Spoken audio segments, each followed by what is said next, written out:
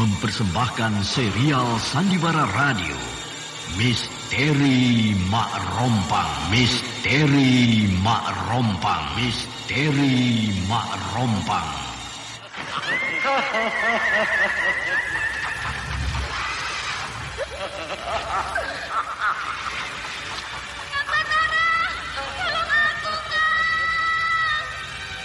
Cepat kemari, Mulan. Mak Rompang. Kisah bangkitnya kembali setiap 200 tahun. Seorang anak manusia yang dapat berganti wajah dan wujud. Terkadang menjadi seorang gadis cantik teramat cantik. Terkadang menjadi seorang nenek tua renta buruk rupa yang selalu menimbulkan prahara dan malapetaka mengerikan bagi umat manusia.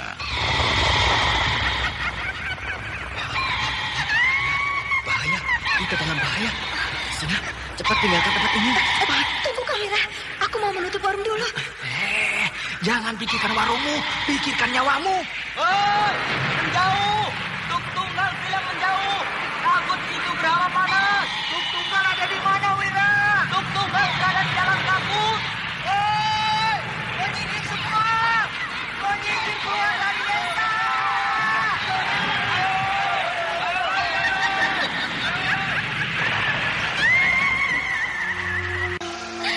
Kang Batara bicara sungguh-sungguh. Iya, karena saya mencintaimu, Wulandari. Mak Rompang diselingi pula tawa ria penuh canda serta kisah cinta kasih yang penuh dengan liku-pilu kehidupan dari dua insan manusia. Awas di belakangmu, Wulandari.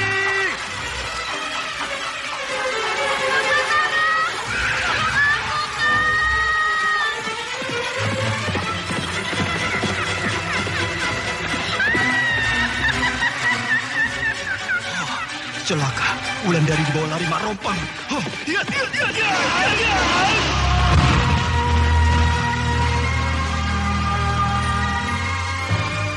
Didukung artis-artis terkenal Ferry Fadli, Yvonne Rose, Anna Sambayon, dan sederet bintang-bintang terkenal lainnya.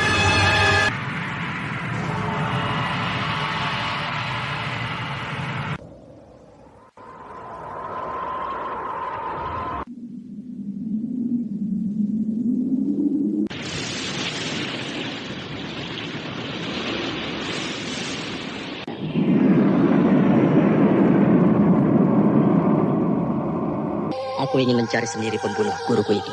Tapi Kanjeng, kami mohon supaya Kanjeng tetap berada di dusun Panggalo ini.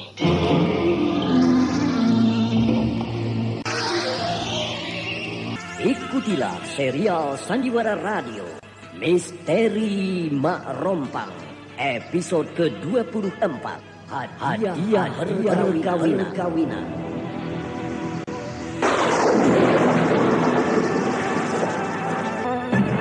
Naskah karya Asmadi Syafar, teknik dan montase Iman Adiaswara dengan sutradara Denny Denhas. Seri yang pertama ini didukung para pelakon. Anda sekarang masih mendengarkan Sandiwara Radio di channel Memori 80. Sebagai utusan, Hari sebagai petugas sandi, Elia sebagai kirimba, Nanang sebagai Kipadasi, Ana Sambayon sebagai Mak Rompak, dan pembawa cerita Denny Denhas. Pada kisah yang lalu diceritakan bahwa ketika Batara dan Aki Patok berjalan menuju Panggalo, tiba-tiba seorang utusan kerajaan Panggalo datang menyusul. Dia memberitahukan pada Batara bahwa di Panggalo telah berkobar perang antara Panggalo dan Darmasraya. Utusan itu juga memberitahukan bahwa Ki Au adalah seorang pengkhianat kerajaan Panggalo. Mendengar hal itu Batara pun menjadi marah. Tetapi sikapnya berubah ketika utusan itu memberitahukan juga bahwa Ki Au telah mati. Akhirnya Batara bergegas ke Panggalo dengan menunggang kuda yang dipakai oleh utusan tadi.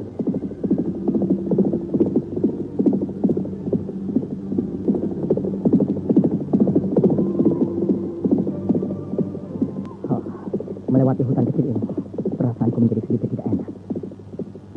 Kenapa tiba-tiba terdengar suara angin yang aneh? Pohon-pohon di pinggir jalan ini tidak terlihat bergoyang sedikit pun bertiup angin. Mungkin perasaan saja. Aku yakin pasti ada sesuatu. Kita pernah mengikat janji, Batara. Suara siapa itu? Apa kau lupa? Kau dan Wulandari pernah mengikat janji denganku. Seperti suara Mak Rompang. Dia ingin bertarung denganku. Bagus. Aku kira memang sudah saatnya. Tetapi tidak sekarang. Sekarang aku harus menyelamatkan Panggalo terlebih dahulu. Aku akan bayar janjiku, perempuan tua. Tapi tidak sekarang.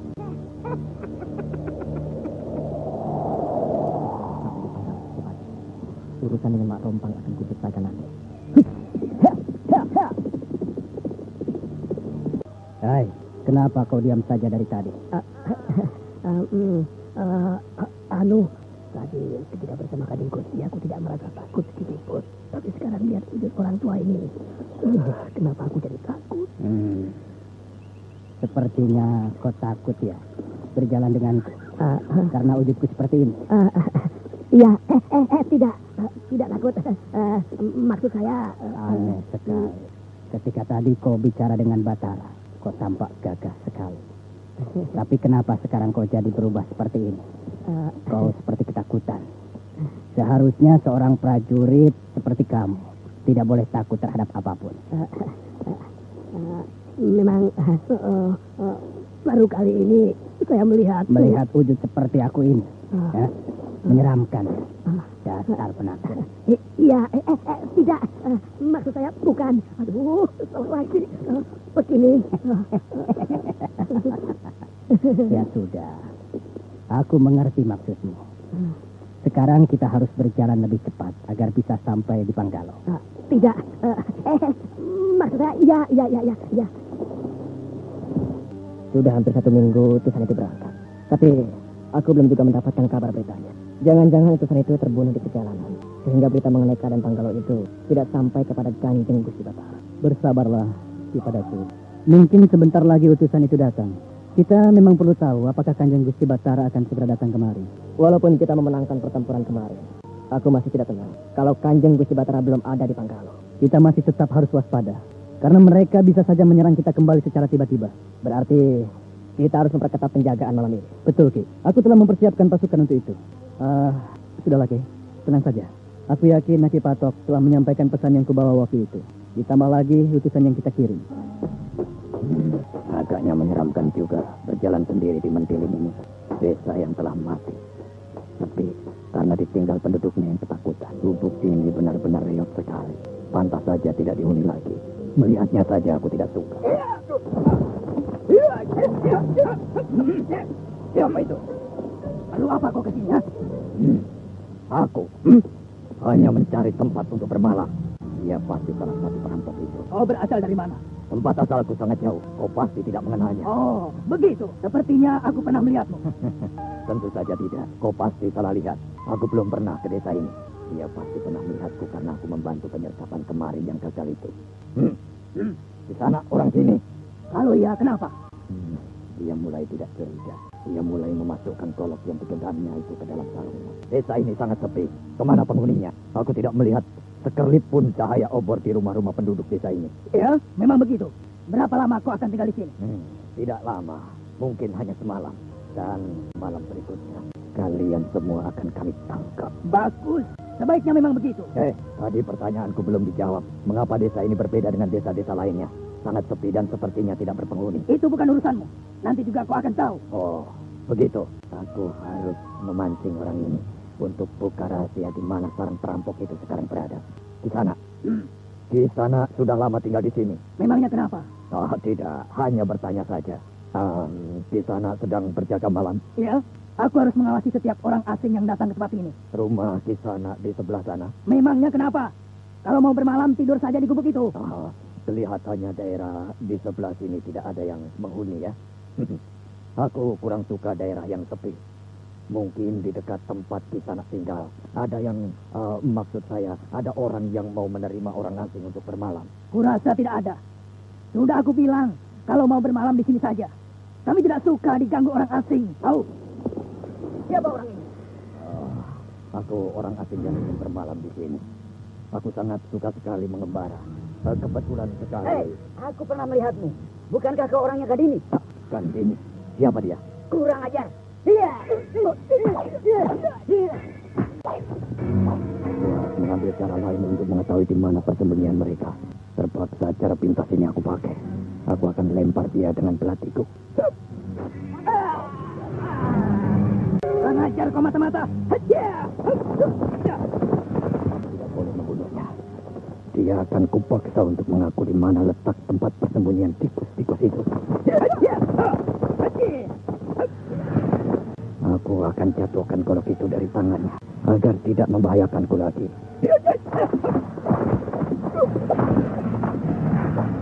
Petugas sandi berhasil menjatuhkan golok yang dipakai salah satu anggota perampok itu. Melihat musuhnya yang kaget itu, petugas sandi tidak buang-buang waktu. Secepat kilat telapak kakinya menyambar muka perampok itu. Serangan itu dilancarkannya bertubi-tubi dan akhirnya perampok tersebut terhuyung-huyung lalu jatuh ke tanah.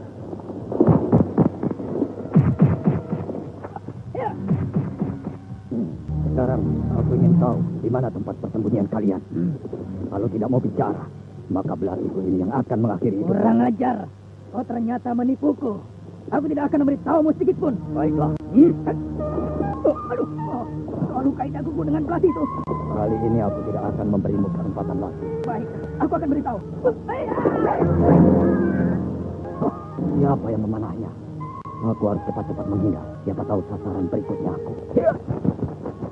Untung saja aku cepat menghindar. Anak panah itu menancap di tempat aku tadi berdiri. Siapa yang menyerangku tadi? Daerah ini tetap terlihat sepi seperti tadi. Seperti tidak terjadi apa-apa. Panggalo hanya tinggal beberapa ratus tombak lagi. Aku tidak mengira Panggalo akan diserang seperti ini. Tapi semoga saja Panggalo tidak dikalahkan oleh orang-orang Dharmasraya itu. Mak Rompang. Aku dan Wulandari memang pernah mengikat janji dengan perempuan tua. Untuk bertarung melawannya memang berat. Tapi ini menjadi sulit sudah datang waktu itu untuk mengajari kami. Akhirnya terbuka juga rahasia kitab Dua Mustika yang selama ini menjadi teka-teki bagi aku dan Wulandari. Sehabis masalah di Panggalo ini, aku akan kembali ke Tragasore. Aku akan mendalami kitab Dua Mustika itu lebih jauh lagi. Sudah saatnya untuk mengakhiri Mak Rompang.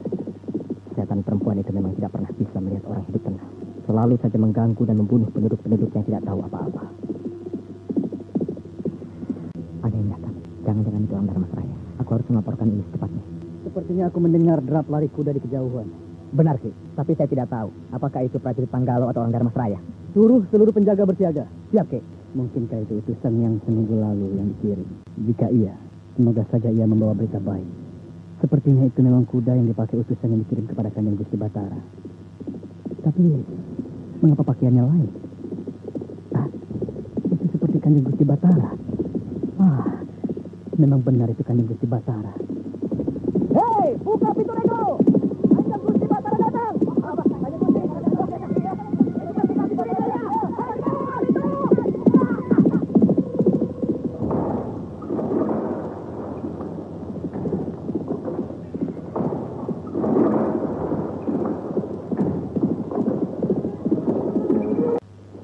Akhirnya Kanjeng Gusti Batara datang juga.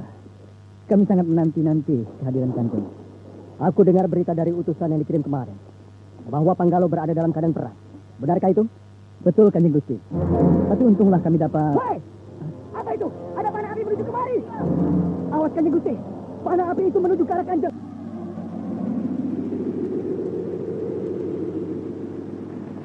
Batara sudah sampai di kerajaan Panggalo ketika malam mulai turun. Sehingga kedatangannya tidak bisa terlihat oleh musuh. Namun tiba-tiba ada sebuah panah api menuju ke arahnya ketika ia memasuki pintu gerbang kota kerajaan Panggalo. Sementara itu Aki Patok yang baru saja sembuh dari luka-luka akibat pertarungannya dengan Aki Lumut berjalan bersama dengan prajurit utusan menuju kerajaan Panggalo. Selama di dalam perjalanan, Batara sudah dicegat oleh Mak Rompang. Karena tampaknya perempuan iblis itu sangat penasaran ingin menghancurkan Batara. Di tempat lain, Gandini mengirim seorang pasukan. Anda sekarang masih mendengarkan Sandiwara Radio di channel Memori 80. Pasukan sandi yang dikirim Gandini menuju Mentilin. Namun di sana, laki-laki itu terlibat perkelahian dengan salah seorang perampok. Sehingga perampok itu menjadi tewas. Lihat itu, ada panah api. Awas, panah api itu menuju ke arah Kanjeng Gusti Batara. Awas, Kanjeng, ada panah api menuju ke arah Kanjeng.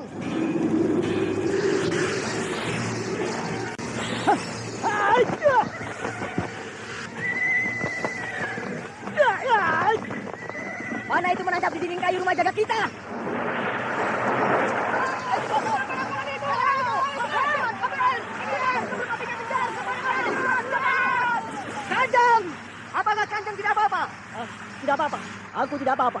Ada seseorang yang ingin membunuhku. Tapi kurasa bukan orang-orang Dharma Seraya yang bertanggung jawab akan semua ini. Aku yakin betul. Akan aku suruh prajurit Sandi untuk menyelidiki milik siapa panah api tadi. Panah api itu hampir saja mengenaiku. Untung kau memperingatiku, Rimbas. Ini pasti telah direncanakan.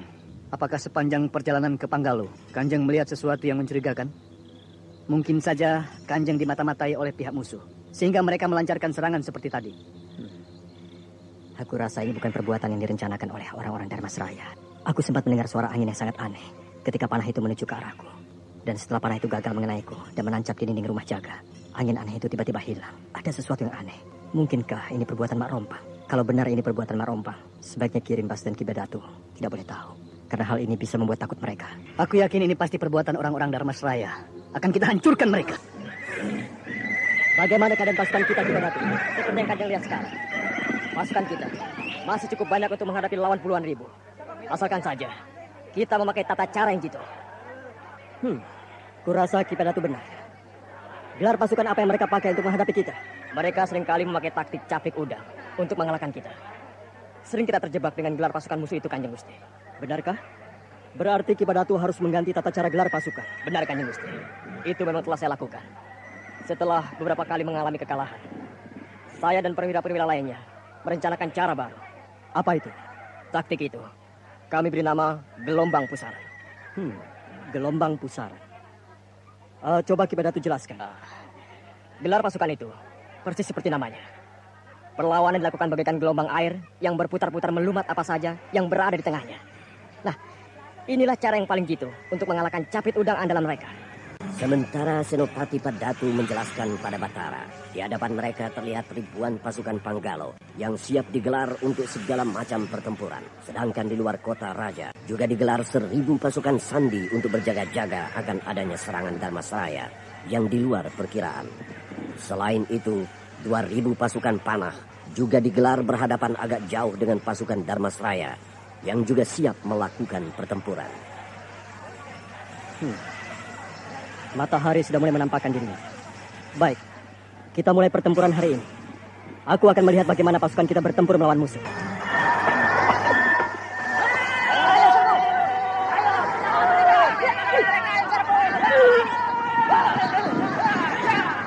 Banyak juga pasukan Dharma Seraya. Aku ingin lihat bagaimana cara mereka melawan pasukanku. Kanjeng, ini baru langkah pertama. Gelombang pusara belum kita pakai. Oh, begitu. Jadi ini hanya pertempuran dengan taktik biasa? Betul. Kita harus menunggu waktu yang tepat dalam memakai cara itu. Dan sepertinya mereka juga belum memakai gelar pasukan capit udang yang Ki Badatu katakan. Benar, itu benar, Kanjeng. Sepertinya mereka juga menunggu saat yang tepat untuk memakai gelar pasukan andalan mereka. Cara seperti ini hanyalah membuang-buang waktu saja. Panggalo perlu cara lain dalam menghadapi Dharma Seraya. Kekuatan mereka cukup banyak, tetapi sayang tidak dibekali dengan kepandaian dalam berperang.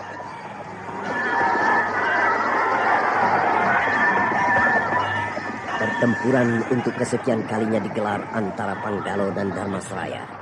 Dua kekuatan besar bertemu saling menghancurkan.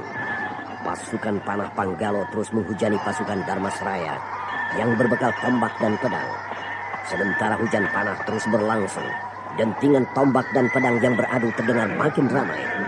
Di dataran yang terletak tidak jauh dari tempat pertempuran, perwira-perwira Panggalo sedang menyaksikan pasukan mereka berperang.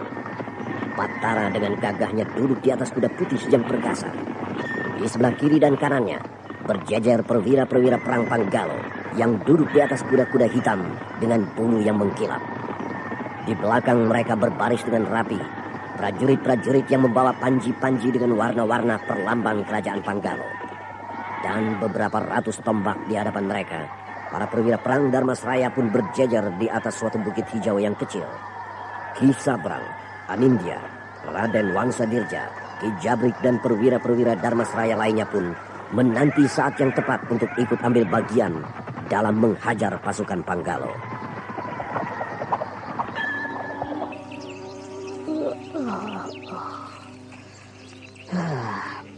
Segar sekali rasanya pagi ini.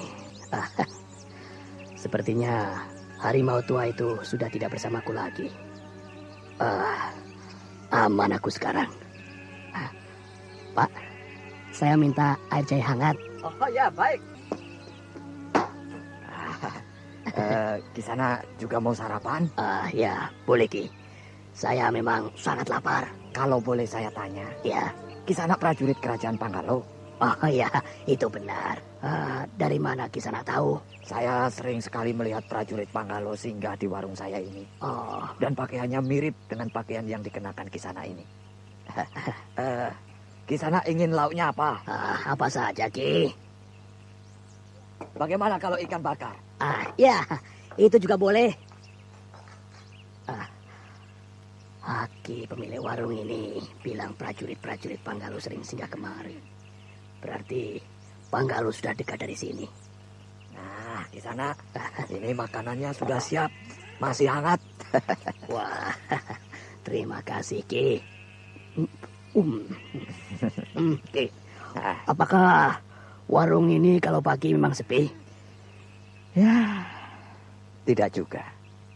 Entah mengapa 2 hari belakangan ini warung saya agak sepi. Kalau biasanya sampai 20 orang yang sarapan setiap paginya.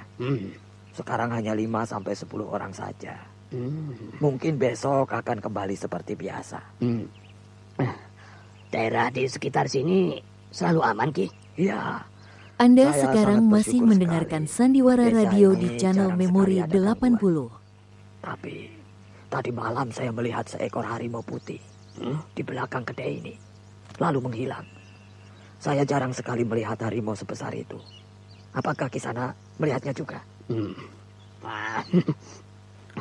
Tidak usah takut.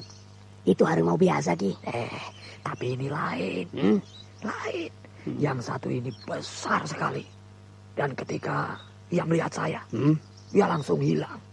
Sepertinya itu harimau siluman. Aki tidak usah takut.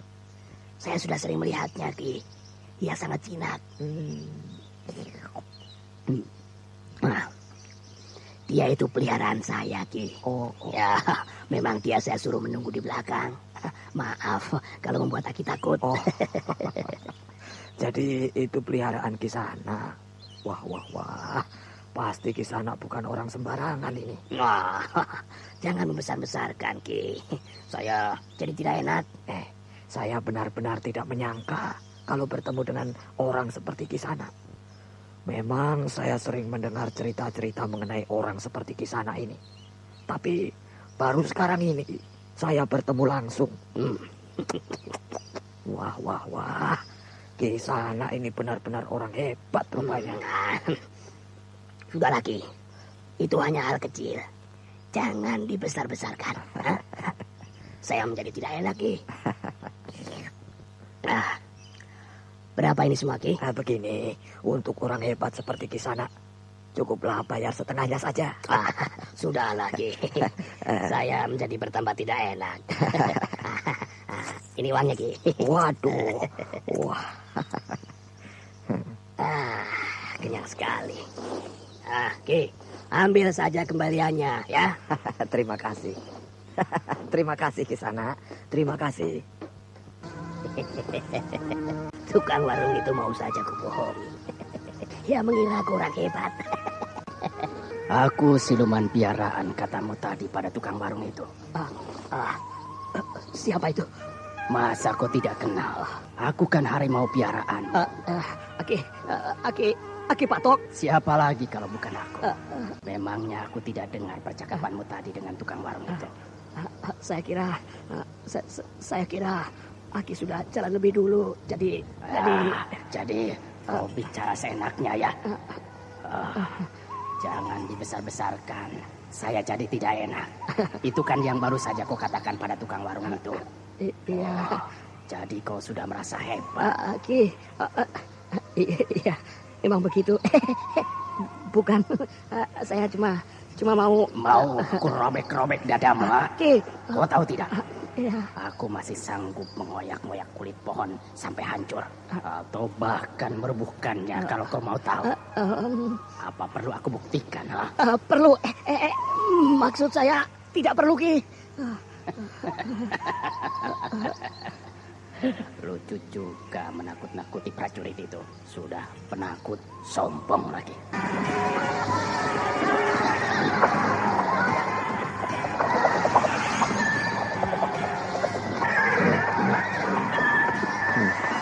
Hari sudah beranjak siang. Tapi dari tadi tidak ada perubahan sama sekali. Kalau sampai sore tidak ada perubahan, percuma saja pasukan ini disuruh bertempur. Hari sudah siang, Kanjeng. Tampaknya mereka sudah kelelahan. Sudah saatnya kita mengganti dengan pasukan baru. Kalau kita terus menunggu seperti ini, maka kita akan selalu rugi. Pasukan kita banyak mati percuma tanpa hasil. Saya kira pendapat Kanjeng benar. Kalau pertempuran seperti ini terus, lama-kelamaan kita sendiri akan rugi. Aku ada cara baru untuk mengalahkan mereka. Cara baru? Apa itu, Kanjeng? Cara itu aku beri nama 8 penjuru mata angin para dewa. Dengan cara itu, akan mudah untuk mengalahkan mereka. Aku sudah tidak sabar lagi untuk membunuh Kisabrang. Hanya dalam kesempatan itulah aku dapat mewujudkannya. 8 penjuru mata angin para dewa. Bisakah Kanjeng menjelaskannya? Oh, tentu saja. Kumpulkan semua perwira perang di keratonku. Baik, Kanjeng. Segera.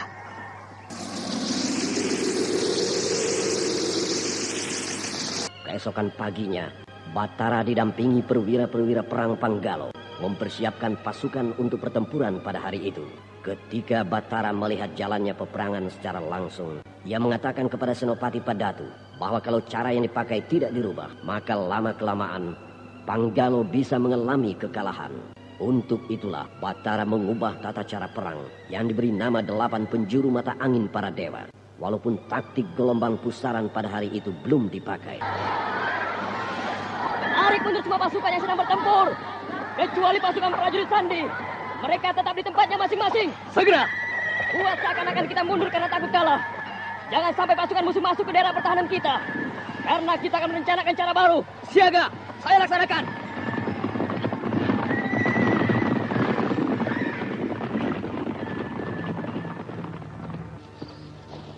Panas sekali siang ini. Tadi malam hampir saja aku terbunuh. Siapa itu? Sejak tadi pagi aku mengitari desa Mentilin ini. Baru sekarang aku melihat orang. Apa dia salah satu perampok itu?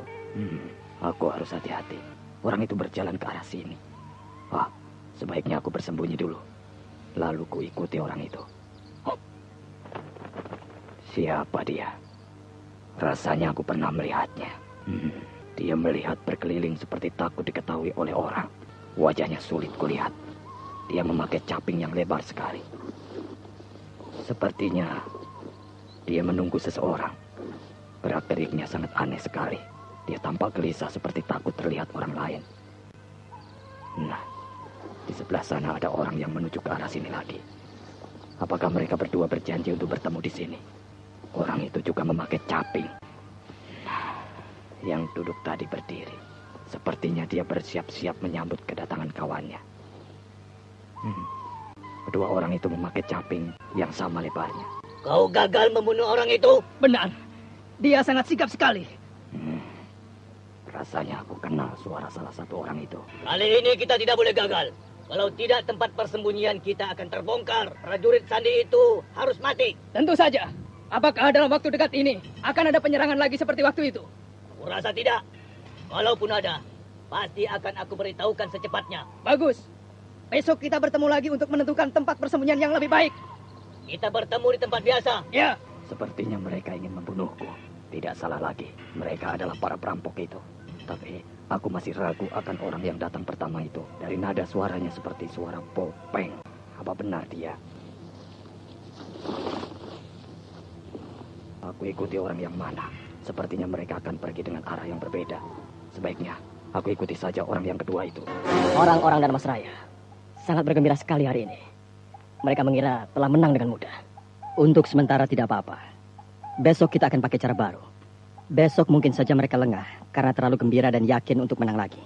Nah, itu kesempatan kita untuk merebut kemenangan. Ada baiknya Ki Padatu memberitahukan kepada perwira-perwira perang agar nantinya disampaikan kepada prajurit-prajurit kita. Tapi Kanjeng, prajurit-prajurit kita sangat kecewa. Mereka kecewa karena tiba-tiba mereka ditarik mundur sebelum benar-benar menghabiskan prajurit-prajurit Dharmasraya. Ya, aku tahu itu Kirimbas. Besok mereka pasti akan gembira karena aku yakin akan menang. Sebaiknya Kanjeng menjelaskan secepatnya mengenai rencana Kanjeng itu. Baiklah. Taktik andalan mereka adalah sapit udang. Kalau seekor udang diserang, maka ia akan menyerang musuhnya lagi dengan sapitnya. Itu kalau serangannya datang dari satu arah. Berarti kuncinya adalah sapitnya itu. Kalau ia tidak lagi memiliki sapit, maka ia akan mudah untuk dikalahkan. Bagaimana caranya? Mereka pernah kalah dengan taktik kita. yaitu gelombang pusaran. Pasti mereka tidak mau kalah lagi karena hal yang sama. Aku memperkirakan mereka akan memakai taktik baru. Nah, untuk mengantisipasi itulah kita memakai 8 penjuru mata angin para dewa. Cara pertama yang harus kita lakukan adalah memusatkan perhatian mereka pada satu arah serangan. Sehingga mereka tidak mengira akan ada serangan dari ke-8 arah mata angin. Bagaimana, Ki Padatu? Mungkinkah kita memperoleh kemenangan dengan taktik seperti itu? Ya. Aku belum tahu. Tapi menurutku, bisa saja kita menggunakan taktik itu. Dan terlebih dahulu, kita pakai taktik gelombang pusaran sebagai pancingan. Selanjutnya aku serahkan pada Ki Padatu untuk mengatur pasukan sesuai yang direncanakan. Kita telah kalah dalam peperangan sebelumnya. Dan hari ini, kita mendapatkan kemenangan. Sebaiknya kita rayakan kemenangan kita hari ini. Ayo, Aki Harindana. Marilah minum arak ini, ha?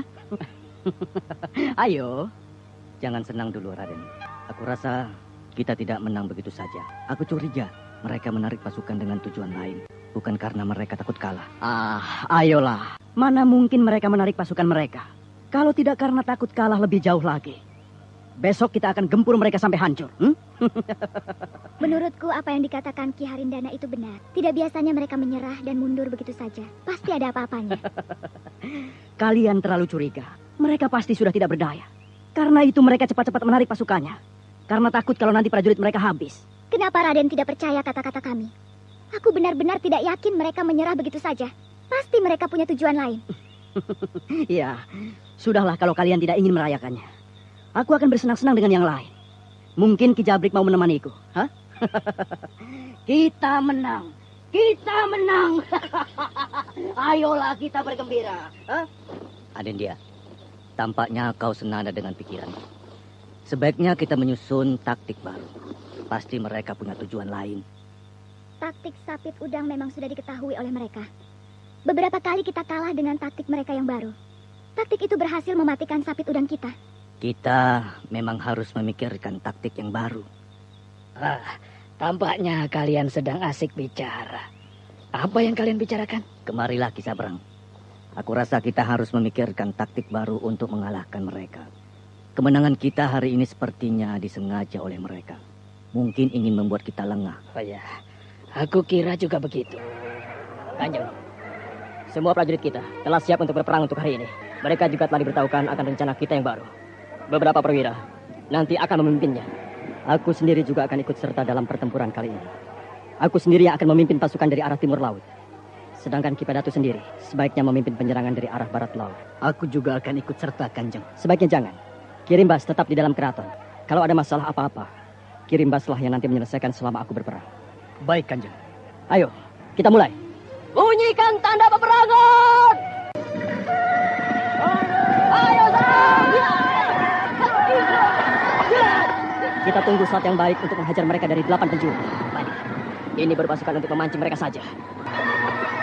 Peperangan antara Panggalo dan prajurit-prajurit Wangsa Dirja pun dimulai. Panggalo sengaja menurunkan pasukan pertama sebagai pancingan saja, agar Darmasraya memakai sapit udangnya.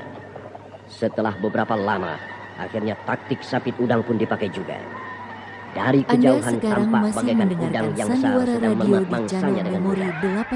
Melihat saat yang ditunggu-tunggu telah tiba, Ki Padatu langsung memberi aba-aba untuk memakai gelombang pusaran.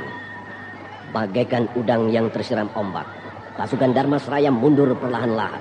Tetapi tiba-tiba udang yang besar itu membelah menjadi 2, 3, 4, dan 5 bagian. Sehingga dari kejauhan tampak seperti 5 udang menghadapi air ombak dengan mudahnya.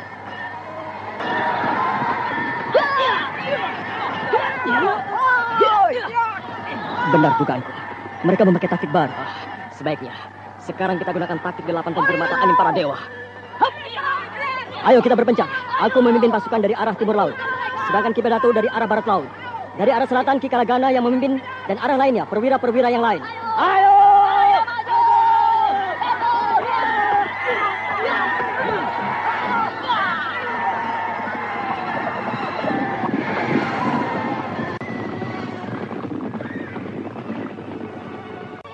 Sudah 1 hari aku buntuti orang ini, tapi dia belum juga membawaku ke sarang para perampok itu. Perbekalanku sudah hampir habis, hanya cukup untuk 1 hari ini saja. Kalau sampai nanti sore belum juga aku melihat tanda-tanda tempat persembunyian mereka, aku tidak akan membuntutinya lagi. Wah, segarnya air sungai ini. Orang ini benar-benar keterlaluan. Dari kemarin tidak sekejap mata pun dia membuka capingnya. Sampai-sampai membasuh muka saja. Capingnya juga tidak dilepaskan. Bagaimana aku dapat mengenalinya? Nah, sekarang dia berdiri. Sepertinya dia menunggu sesuatu di tepi sungai itu. Wah, cepat juga kau datang. Cepatlah naik, sebelum ada orang yang melihat kita. Tentu saja ada yang melihat kita. Ada? Siapa? Di mana? Ia selalu memututiku sejak aku dari Mentilin kemarin. Sekarang aku yakin, ia sedang bersembunyi di belakangku. Kalau begitu, cepatlah naik. Hei, Kisanak, yang bersembunyi di sana itu. Aku duluan ya. Selamat tinggal. Dia tahu aku buntuti. Percuma aku ikuti dia kalau akhirnya aku tidak mendapatkan apa-apa. Kalau berita ini aku sampaikan pada Ten Ayu Kandini, pastilah dia marah. Itu dia, Batara. Habisi dia. Bunuh dia. Belum tahu siapa aku, ha? Aku ini Batara. Akan kuhabisi kalian. Gimana tuh? Cepat bikin pasukan lebih ke dalam pasukan musuh. Kita koyak-koyak mereka. Siaga Kanjeng. Ayo.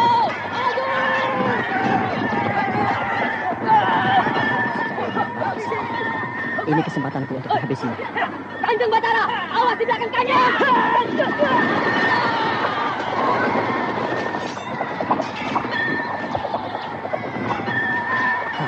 Hampir saja. Di mana Kisabrang itu?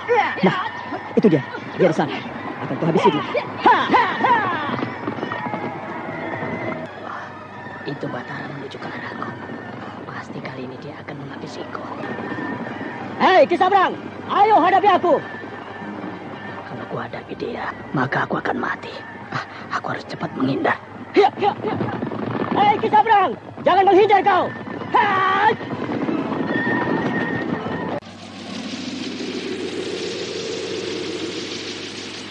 Prajurit Sandi yang diutus oleh Gandini untuk menyelidiki di mana letak persembunyian para perampok berhasil ditipu oleh salah satu perampok itu, sehingga ia gagal dalam tugasnya. Sementara peperangan antara Panggalo dan Darmasraya masih terus berlangsung. Kali ini keduanya memakai taktik dan gelar pasukan yang berbeda dari peperangan pada hari sebelumnya. Batara telah turun ke medan peperangan untuk memimpin pertempuran. Akhirnya ia bertemu dengan musuh bebuyutannya selama ini, Kisabrang. Begitu Batara melihat Kisabrang, langsung secepat mungkin ia pacu kudanya ke arah Kisabrang. Sedangkan Kisabrang berusaha menjauh ketika ia melihat Batara.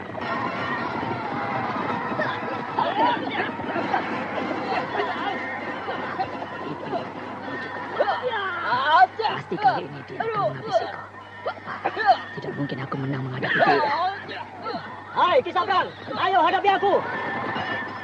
Kalau aku hadapi dia, maka aku akan mati. Aku harus cepat menghindar.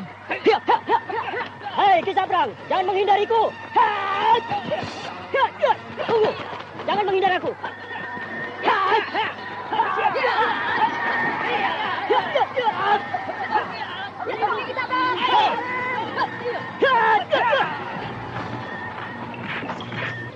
Ketika Batara telah berada beberapa tombak dari Kisabrang, Kisabrang langsung cepat menghindar menjauh.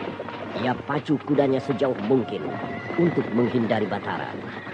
Tetapi sayang ketika Batara melompat dari atas kudanya untuk menghajar Kisabrang, prajurit-prajurit Darmasraya menghalang-halanginya. Kurang ajar, kalian menghalang-halangiku. Nih, rasakan. Mana Kisabrang?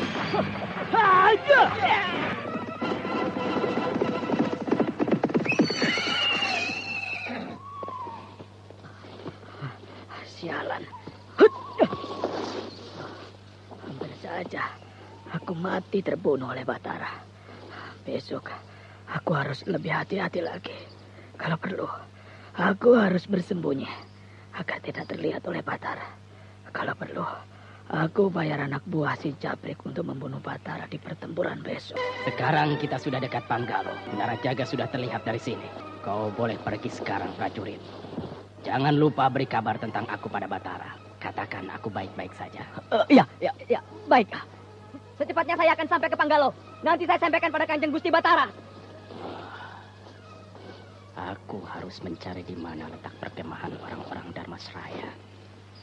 supaya aku bisa membocorkan rencana mereka pada Batara. Sayang lukaku belum sembuh benar. Kalau saja aku tidak terluka seperti sekarang ini, pastilah aku sudah sampai dari kemarin. Sini kau. Ada apa, Ki? Jangan keras-keras. Aku tidak ingin pembicaraan kita terdengar oleh orang lain. Kulihat kau pandai sekali memakai panahmu. Iya, aku sudah menggunakannya sejak kecil. Dulu ayahku sering mengajak berburu babi hutan. Begini, aku beri kau 5 keping uang emas. Tapi dengan syarat kau harus membunuh Batara dalam perang besok. Batara, Raja Panggalo itu? Iya, betul. Kau tahu orangnya? Iya, aku pernah melihatnya. Jadi aku harus membunuhnya dalam perang besok. Itu kalau kau ingin 5 keping uang emas ini. Aku beri dulu 2 keping.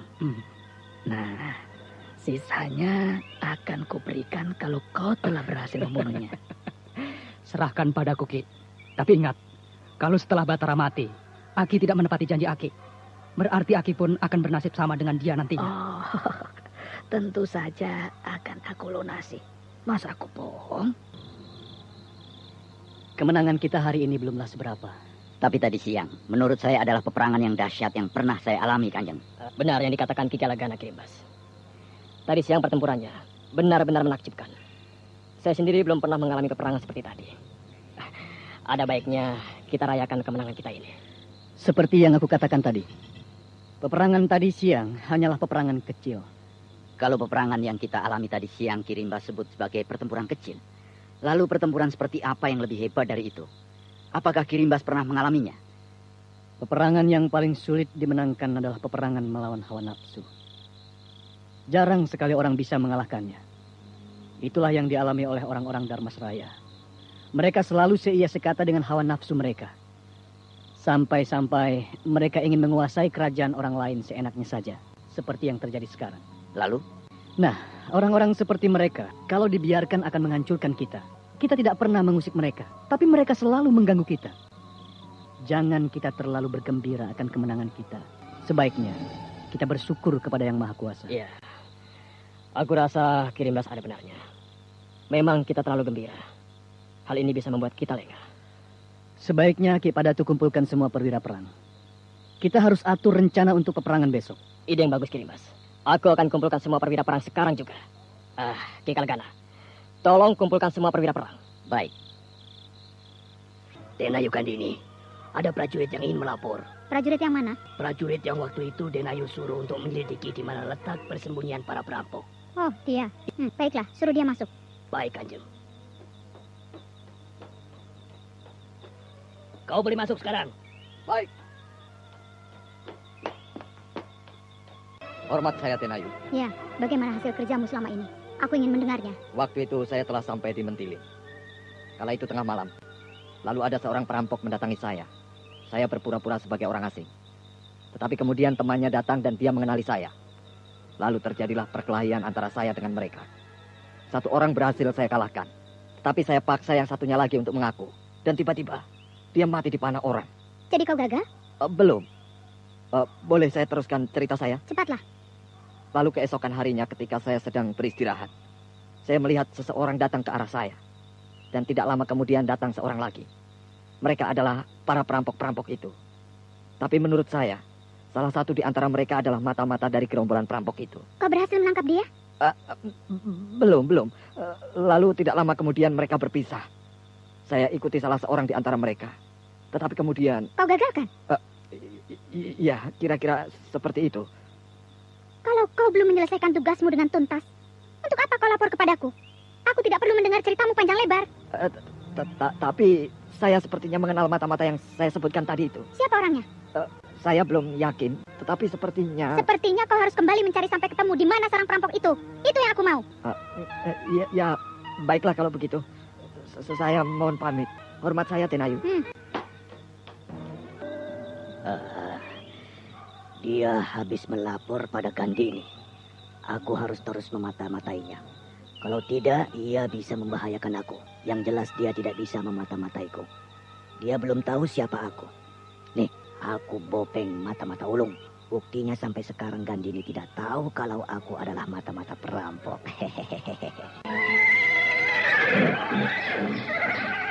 Bagaimana keadaan pasukan kita hari ini, Ki Padatu? Sangat baik, Kanjeng. Tampaknya mereka sudah siap untuk berperang. Mereka tampak bersemangat karena kemarin mereka menang. Baiklah, kita mulai pertempuran hari ini. Ayo.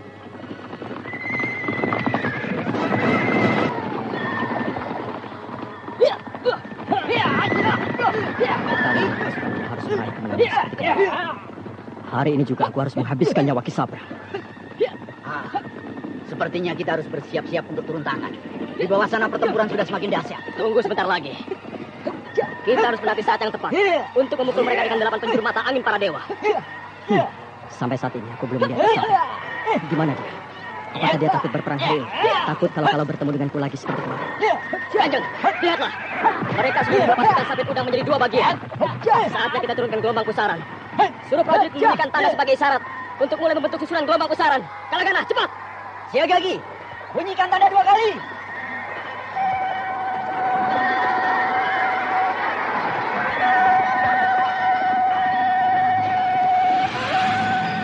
Seperti hari-hari sebelumnya, para perwira Panggalo berjejer di atas sebuah bukit kecil, menanti saat yang tepat untuk turun ke medan pertempuran.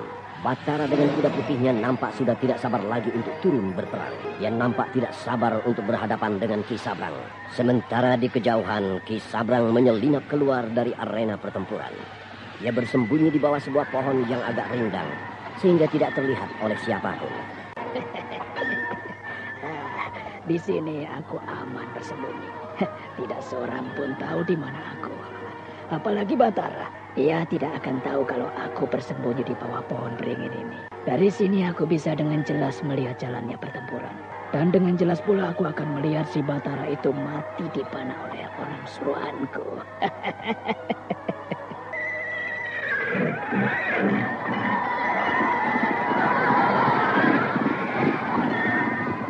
Ki Padatu, kapan kita mulai ikut berperang?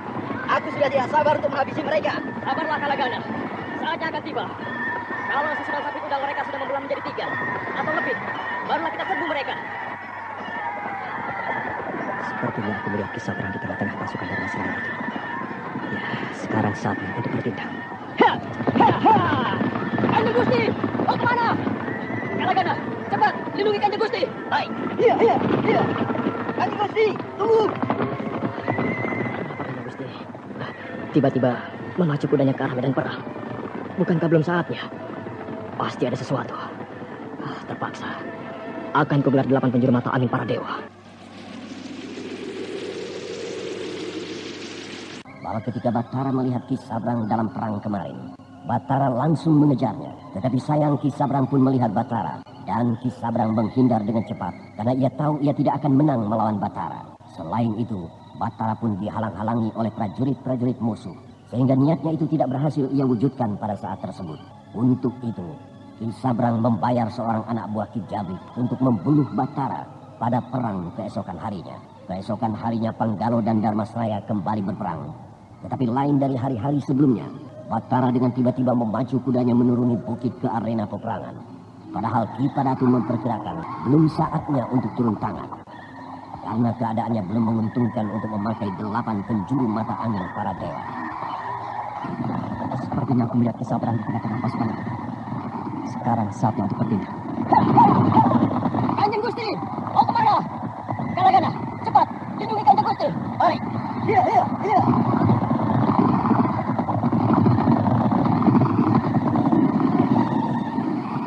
Kanjeng Gusti, tunggu.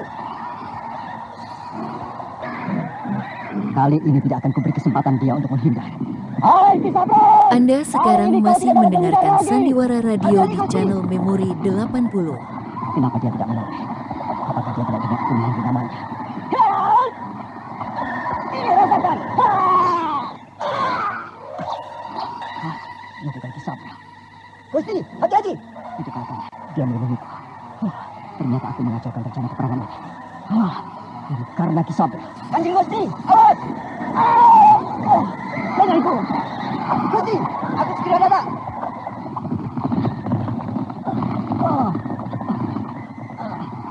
Ayo Kanjeng, naik ke kudaku.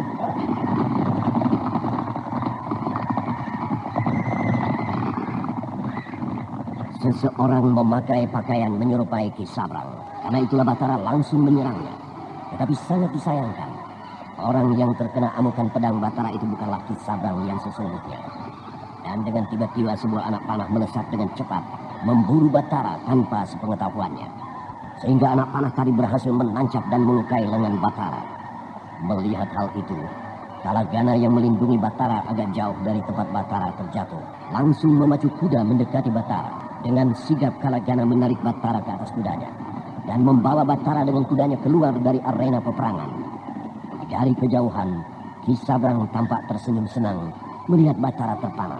Ia senang karena selama Batara terluka, tentu saja Batara tidak akan turut berperang sampai lukanya sembuh. Dan ini berarti, untuk sementara waktu, Ki Sabrang akan aman. Akhirnya ia terluka juga.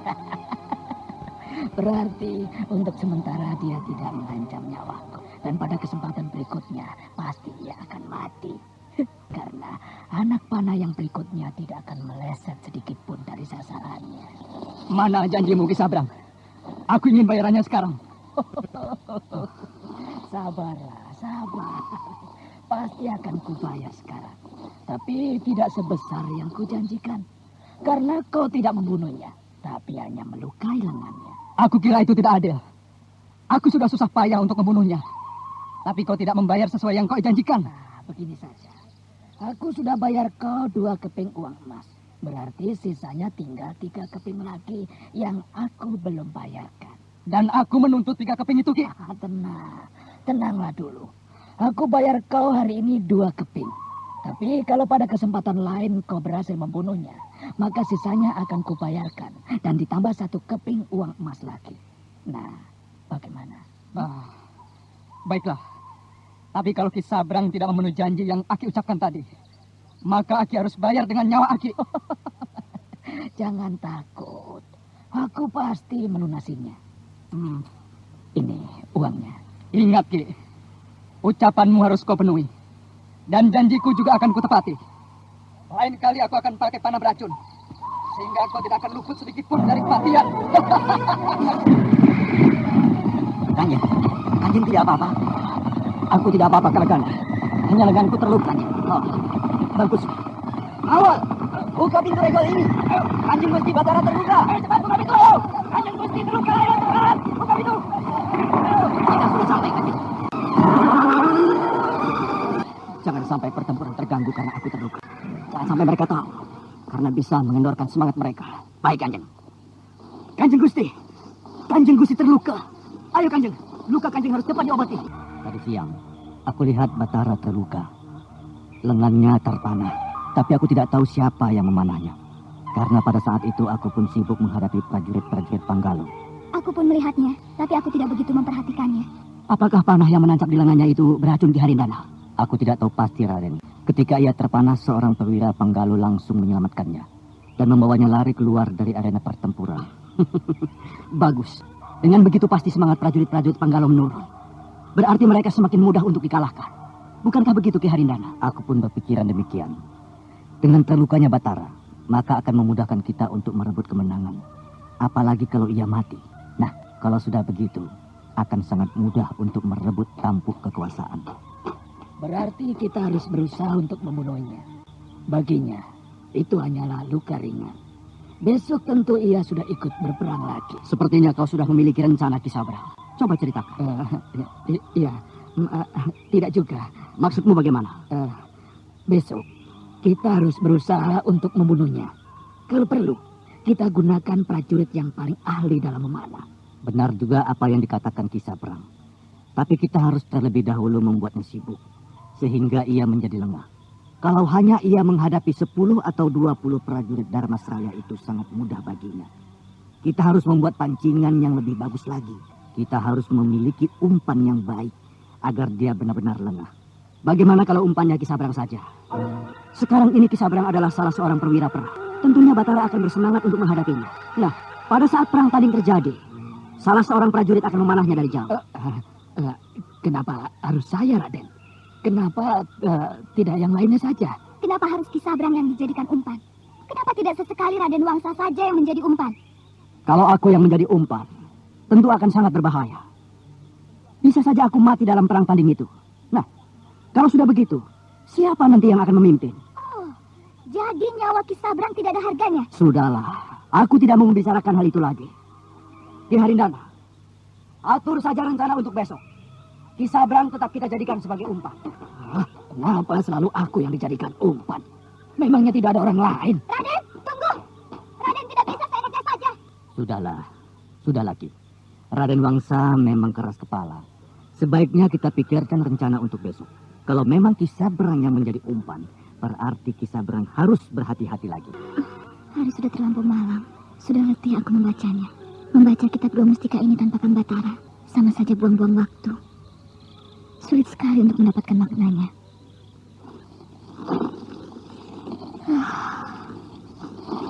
Andai saja Nyi Guru masih ada sekarang, tentu aku tidak merasa kesepian seperti sekarang ini. Apakah sebaiknya aku susul saja ke Panggalo? Oh, tapi untuk apa? Panggalo sedang banyak masalah sekarang. Kalau aku ke sana bisa-bisa menambah masalah yang ada. Semakin banyak aku membaca isi kitab Dua Mustika, semakin yakin aku untuk mengalahkan Mak Rompang. Suatu saat, aku dan Kang Batara pasti akan menghadapinya. Tapi kapan? Aku sudah tidak sabar untuk menunggu.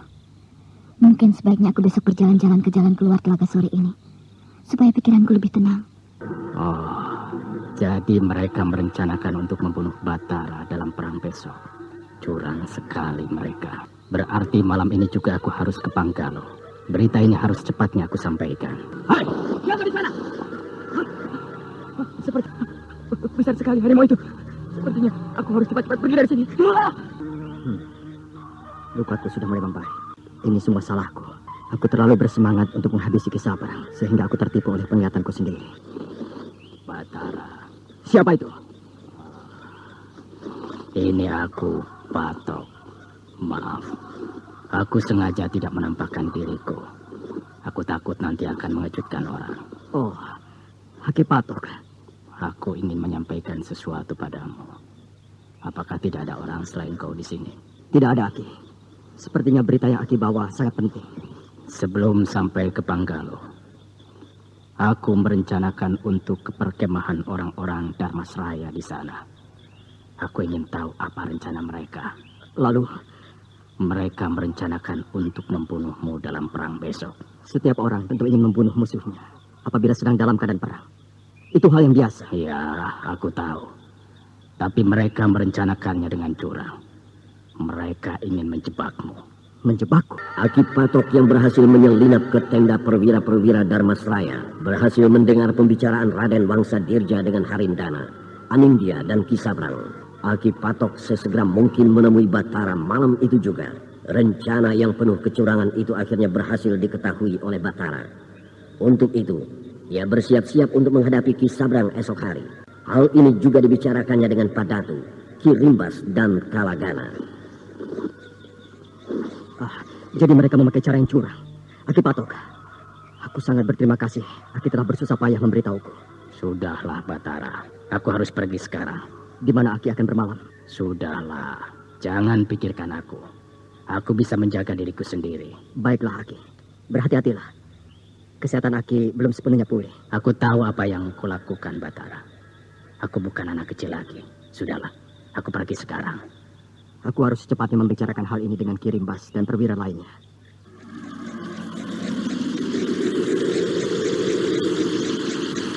Para orang bayaran Ki Sabrang berhasil memanah Batara. Tetapi panah yang ditujukan ke arah dada Batara melesat dan hanya mengenai lengan Batara saja. Kalagana yang bertugas melindungi Batara secepat kilat memacu kudanya ke arah Batara dan membawa Batara keluar dari arena perang.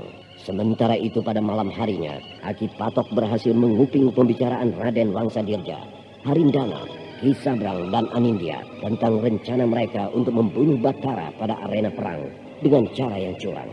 Malam itu juga, Aki Patok datang ke keraton Panggalo tanpa memperlihatkan wujudnya. Ia menemui Batara dan menceritakan apa yang baru saja ia dengar tentang rencana curang itu. Pengawal? Iya, Kanjeng. Hormat saya, Kanjeng. Panggilkan Ki Padatu dan Ki Rimbas dan Ki Kalagana kemari. Sekarang juga. Siaga, Kanjeng. Segera. Kalau memang ini rencana mereka, berarti kesempatan bagus untukku untuk menghabisi Ki Sabrang. Orang tua itu memang selalu licik. Hormat saya, Kanjeng. Apakah ada sesuatu yang sangat penting, Kanjeng, yang ingin dibicarakan?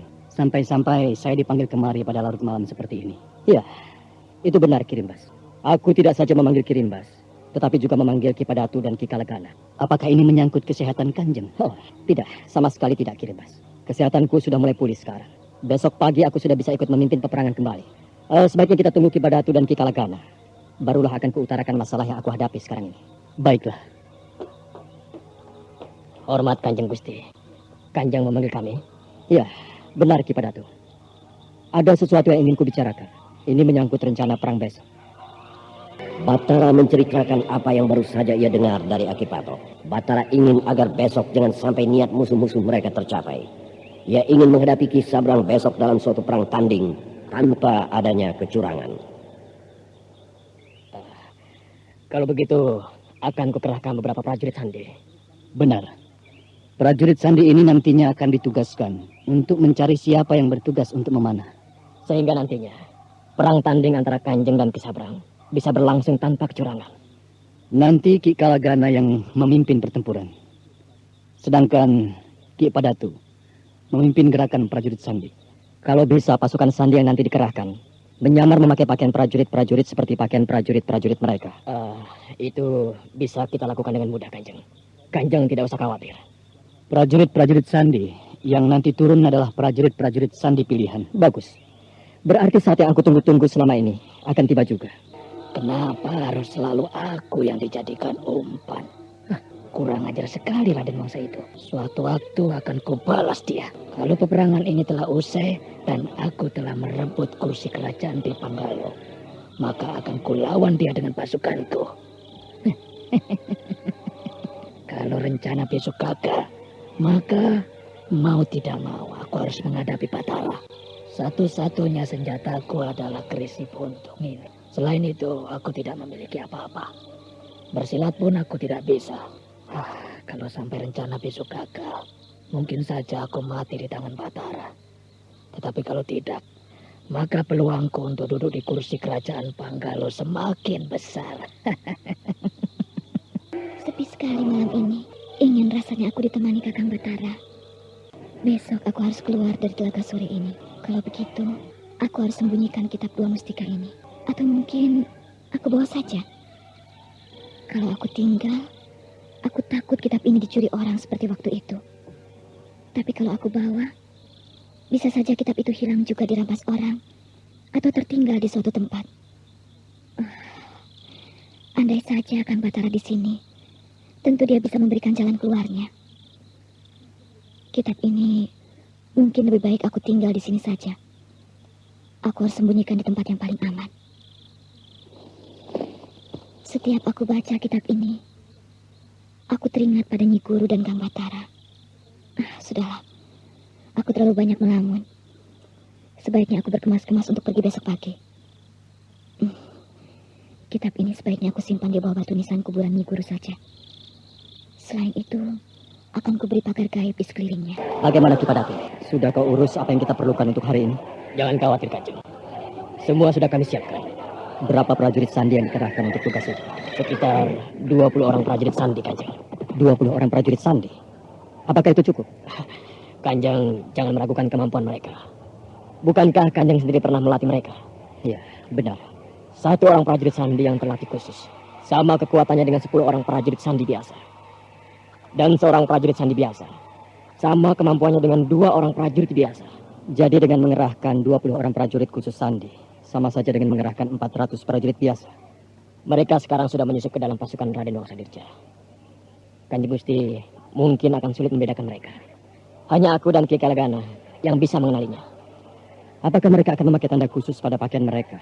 Atau mungkin pada ikat kepala mereka? Iya, benar. Sudahlah Kanjeng. Kanjeng tidak memikirkan itu. Itu adalah bagian saya. Sebaiknya kita pergi sekarang. Ayo, kita mulai. Selesai sudah. Kitab dua mustika ini akan aman. Tidak ada orang yang akan tahu kalau kitab ini aku simpan di bawah batu nisan kuburan Nyi Guru. Sekarang tinggal memberi pagar gaib saja di sekelilingnya. Nah, terpasang sudah. Nyi Guru, tempat ini akan kutinggalkan untuk sementara. Kutinggalkan kitab dua mustika di dekat kuburan Nyi Guru, agar Nyi Guru bisa menjaganya. Sekarang aku akan berangkat. Aku ingin tahu apa saja kerjamu selama ini. Sejak penyerbuan kita ke sarang perampok tempo hari, kau sama sekali belum memberi berita lagi. Aku ingin kau secepatnya memberitahuku di mana letak sarang para perampok itu, Bopeng. Iya, Denayu. Saya selama ini sedang mencari. Apa yang telah kau dapatkan? Sebentar lagi akan saya beritahu, Denayu. Kenapa harus sebentar lagi? Kenapa tidak sekarang saja? Karena saya belum yakin benar di mana letak tempat persembunyian mereka, Denayu. Belum yakin? Kenapa belum yakin? Kau belum menyelidikinya? Sudah, Kanjeng. Tapi... Kalau sudah, beritahukan sekarang di mana letak tempat persembunyian mereka. Aku sudah tidak sabar untuk menangkap mereka. Begini, Denayu. Aku tidak mau lagi mendengar alasan-alasanmu. Sekarang cepat beritahukan di mana letak sarang tikus-tikus itu. Di Mentilin, Denayu. Mereka masih bercokol di sana rupanya. Kau tahu di mana letaknya, bukan? Iya, tapi... Bagus. Kita serbu tempat itu sekarang. Dan kau sebagai petunjuk jalannya. Ingat, kalau sesampainya di sana aku tidak menemui satu orang perampok pun, maka kau akan kuhukum seberat-beratnya. Baik, Denayu. Kalau sekarang penyerbuannya, kapan aku bisa memberitahukan kawan-kawanku di sana? Sialan benar, Denayu. Sebaiknya kita sore hari saja ke sana, Denayu. Bukankah kalau sore hari mereka berkumpul untuk beristirahat? Akan lebih mudah bagi kita untuk menangkap mereka. Baik, kita tunggu sampai sore.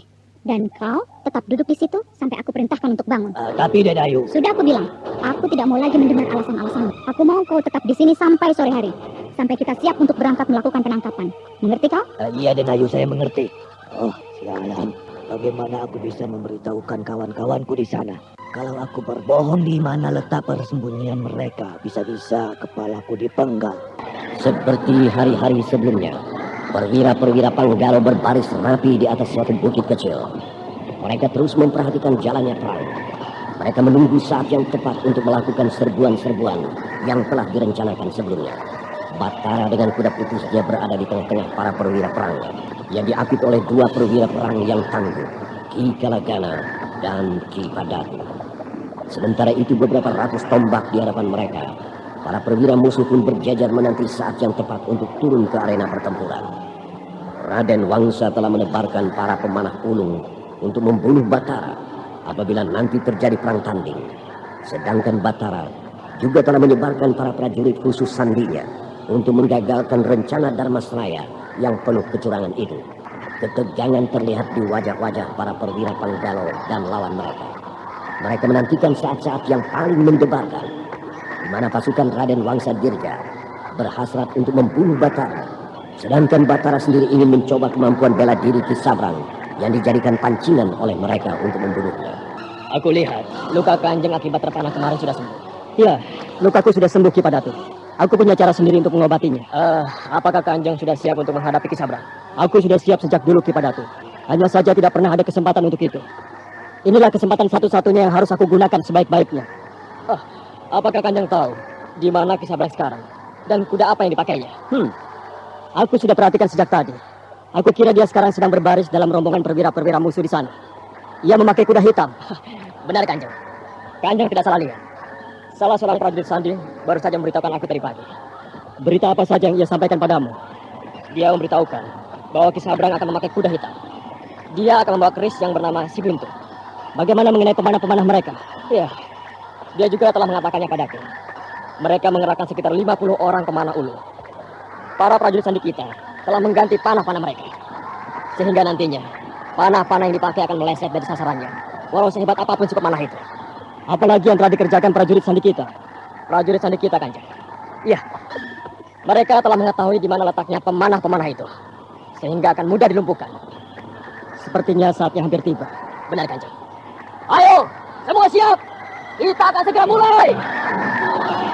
Mendengar aba-aba Padatu, para perwira yang telah menunggu sejak tadi mulai tampak bersiap-siap. Semangat perang tersirat di wajah-wajah mereka.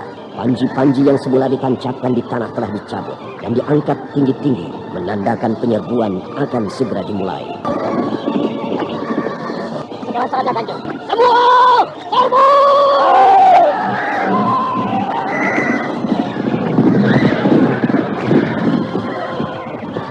Mendengar aba-aba Padatu yang diteriakkan dengan lantang, sekejap pasukan Panggalo turun menyerbu bagaikan semut menuruni bukit. Melihat hal ini, para perwira Panggalo pun melakukan hal yang sama. Mereka juga telah meneriakkan aba-aba penyerbuan. Dalam waktu tidak lama, pertempuran yang terjadi semakin ramai. Masing-masing pihak memakai gelar pasukan yang berbeda. Dan pasukan khusus Sandi Panggalo pun beraksi dengan cepat. Kanjeng, di arah selatan, di sana ada Kisabrang. Dia memimpin pasukan di arah selatan. Ya, aku telah melihatnya Padatu. Awas! Kanjeng! Dia akan menghadapi tikus-tikus kecil ini, Kanjeng. Cepat, Kanjeng. Kisabrang berada di sana. Aku akan menemui Kanjeng Sultan dari belakang. Baik, aku segera ke arahnya ke Padatu. Ayo, tidak begitu. Kita habisi dia.